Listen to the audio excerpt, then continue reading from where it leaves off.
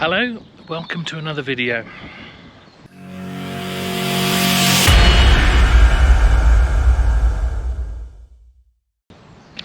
It might be a bit overcast, but it is a beautiful day. It's not cold, it's quite mild, bordering on warm, I suppose. Gentle breeze, clouds look a bit ominous, I'll be honest and say, but it's still quite nice and quite pleasant. Now, I've been stuck inside for most of the morning through lunchtime. This is Bloxham Mill, where we have our little clinic, so I'm usually, where those big windows are, I'm just inside there on a weekend. Helen's in the clinic room, and I'm sort of playing receptionist, secretary, coffee maker, admin person, which I think is rather fun. But host, that's the word I'm looking for, host. So when I was sat in there earlier on, I was looking out, there's a plane up there, I don't know if you can see that, a little plane.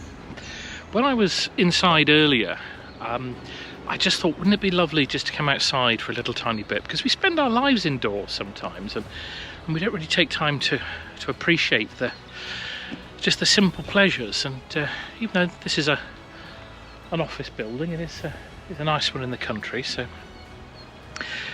now I've been doing some thinking over the last couple of weeks, because I've had quite a few projects that I've been working on, and you know what it's like. You've things that you're working on, ideas that you're trying to develop, and distractions come, and you don't do these things, or even worse, you get really stuck into some of these projects, and it's very all-encompassing, sort of very, very engaging, and you really sort of, what's the word I'm looking for here, you just surround yourself with things to do with this project, whatever it is, and then you often find that you don't take time to go out and just enjoy life. You become very fixated with whatever it is you're trying to do, and I think that's true of work as well, isn't it? Sort of lots of things really. But I have decided that the time has come to get out and about and do some adventuring, which is really what I started this channel for. Now, Rick and I have got a plan.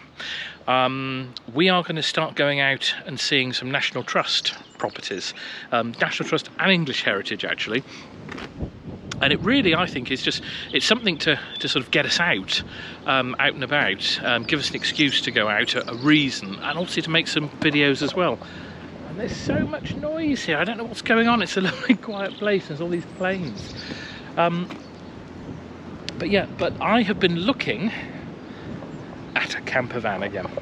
I know I've talked about this, to blue in the face actually, one minute I was going to have one, then I wasn't, but I'm looking seriously now, not the expensive ones for sort of £70,000-80,000 that would involve taking a loan out and what have you. I'm now looking £5,000-6,000, something like that, maybe a van that I can convert, and obviously I've got lots of offers of help. In fact, Damon actually was good enough to offer everybody's help, whether they wanted to or not. So thanks for that. Or should I say, they'll be saying thanks for that. So yeah, there's wonderful opportunity to do something, if I was to go down that road. But I need to do something. I need to get myself out and about. Because life, I'm 45. I don't very often say my age. Sometimes people say I look older than I am, but I feel it sometimes, with the various things that I do. I need to start getting out more. I need to start doing these adventures and seeing, not the world, but certainly the UK. I need to start going out doing more videos, maybe get back into the podcasting. And that for me, very, very powerful lesson, pretty much summed up by Noah, something he said to me just the other night when we were away.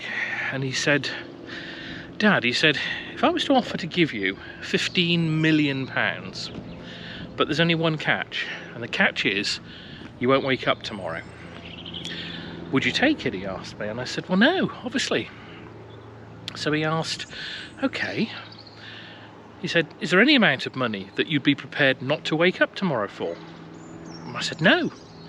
So he clarified and he said, so there's no amount of money that is more important than your life and your health. I realised where he was going with this, and I said, no. He said, then why don't we all start acting like it? That's a 13-year-old, nearly 14-year-old young man that has absolutely got it bang to rights. That is absolutely spot on.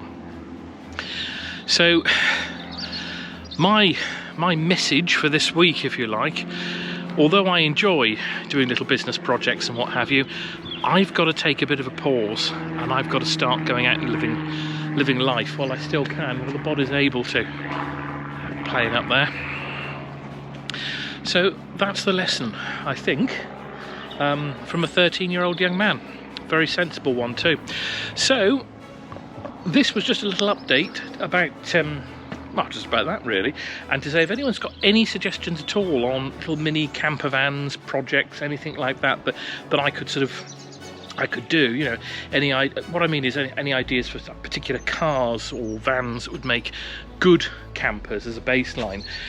Damon actually suggested having a look on eBay, just looking at micro campers, see what other people have done, see which ones I like, and that will give me an idea of what I sort of use as the base for the base vehicle to do the conversion on. So I have been doing that today, but any ideas, any suggestions, very much welcomed.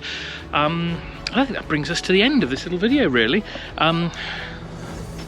That, although I love my car, is not a camper van. It's not a vehicle I'm going to spend another night in, so I've got to look and I've got to do this and I've got to find something. Any ideas, very much welcomed. This was just a little update, so that's what I'm thinking about. Any helpful suggestions welcomed. I will see you on the next one. Thanks indeed for watching, and I'll leave you with that lovely view.